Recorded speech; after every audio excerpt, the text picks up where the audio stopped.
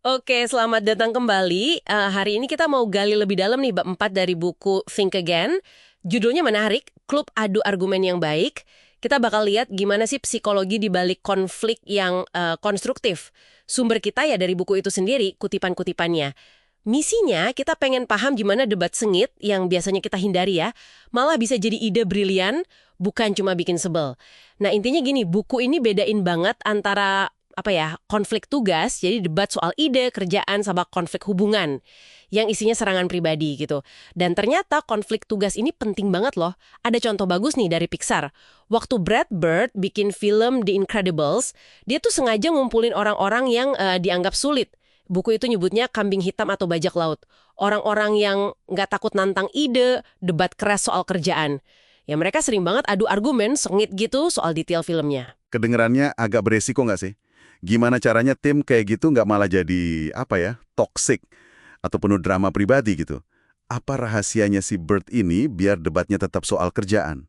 Nah, pertanyaan bagus itu. Kuncinya menurut buku ini, ya jaga fokusnya tetap di tugas, di kualitas filmnya. Bukan soal ego, bukan masalah personal. Hasilnya, The Incredibles kan sukses banget tuh, dan produksinya malah katanya lebih efisien.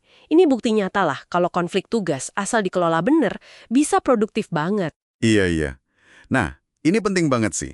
Soalnya kalau nggak ada konflik tugas kayak gitu, kita gampang banget kejebak di groupthink, tahu kan? Semua orang kayak pura-pura setuju aja biar harmonis. Atau, yang lebih parah, cuma nurut kata orang yang paling berkuasa. Di buku ini ada istilah kerennya, HIPPO. Singkatan dari Highest Paid Person's Opinion, opini orang bergaji tertinggi. Kita semua pasti pernah kan, duduk di rapat, punya ide tapi, ragu gitu mau ngomong. Takut dianggap aneh atau nyinggung bos. Akibatnya yaitu, ide-ide bagus bisa hilang aja. Tim Pixar tadi justru bisa maju karena mereka berani berantem soal kerjaan. Oke, jadi jelas ya konflik tugas itu bisa bagus. Tapi, gimana caranya biar debat ide ini nggak melenceng jadi serangan personal? Ada tipsnya nggak? Buku ini kasih contoh dari juara debat dunia, Haris Natarajan. Caranya tuh bukan nyerang membabi buta. Betul. Dan tekniknya ini menarik loh, bukan cuma trik biar menang debat aja. Coba perhatiin deh. Dia saranin mulai dengan cari, titik temu dulu. Ngakuin kalau ada benernya juga argumen lawan. Terus, fokus ke beberapa argumen inti yang kuat. Jangan numpuk banyak argumen lemah, ntar malah bikin kabur inti argumennya. Itu namanya argumen dilution. Lalu dia juga suka ajukan pertanyaan kayak, kira-kira apa ya yang bisa bikin Anda mempertimbangkan sudut pandang ini? Cara-cara ini kan sebenarnya nunjukin kerendahan hati intelektual gitu. Jadi kelihatan kalau kita tuh serius nyari kebenaran atau solusi terbaik, bukan cuma pengen kelihatan menang. Wah, menarik banget itu.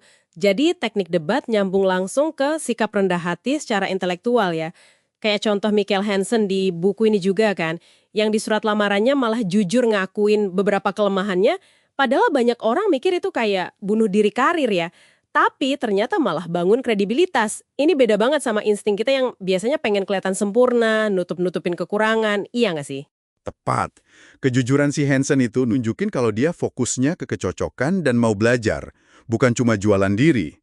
Nah ini penting nih buat Anda pikirin, gimana sikap rendah hati ngakuin kalau mungkin kita nggak tahu segalanya, atau argumen kita ada celahnya, bisa Anda terapin dalam diskusi penting. Entah itu di kantor pas rapat proyek, atau mungkin pas ngobrol sama pasangan soal rencana ke depan. Mengakui keterbatasan itu bisa jadi, kekuatan tersembunyi loh. Iya. Jadi intinya tuh bukan lari dari argumen terus bilang, ya sudahlah kita setuju untuk tidak setuju gitu aja demi nyaman sesaat. Tapi justru berani masuk ke perkelahian ide yang sehat. Tujuannya ya biar sama-sama dapat pemahaman atau solusi yang lebih baik. Jadi kesimpulannya apa nih buat Anda?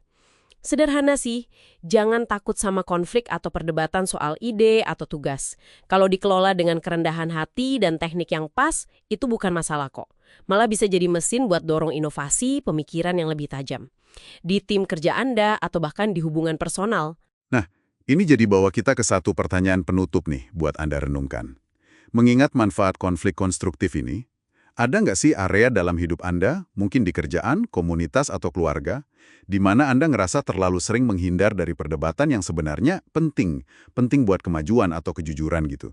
Dan kalau ada, kira-kira gimana ya cara mulainya secara konstruktif? Mungkin bisa coba cari titik temu dulu, kayak saran Natarajan tadi. Itu bisa jadi langkah awal yang bagus.